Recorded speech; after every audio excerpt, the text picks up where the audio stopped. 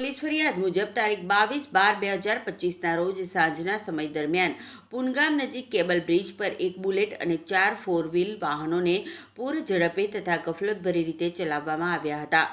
રોડની વચ્ચે વાહનો ઊભા રાખી ટ્રાફિકમાં અડચણ ઊભી કરી પ્રી વેડિંગ રીલ્સ બનાવવામાં આવી હતી, જે બાદમાં સોશિયલ મીડિયામાં વાયરલ થઈ હતી. આ ઘટનાના વાયરલ વિડીયો પરથી તપાસ કરતા ભરૂચ શેરપુરાના બુલેટ ચાલક મોહમ્મદ ફૈઝાન મોહમ્મદ સિદ્દીક નાખુદા હોવાનું બહાર આવ્યું હતું.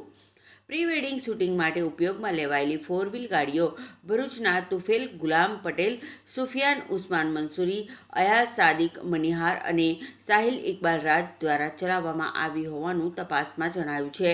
જ્યારે વિડીયો શૂટિંગ ટીકે મુવમેન્ટ સ્ટુડિયોમાં કામ કરતા રિયાઝ ઘાંચી દ્વારા કરવામાં આવ્યું હોવાનું સામે આવ્યું છે. સોશિયલ મીડિયામાં વાયરલ વિડીયોના આધારે અંકલેશ્વર રૂરલ પોલીસે ગુનો નોંધી કાયદેસરની કાર્યવાહી હાથ ધરવામાં આવી છે.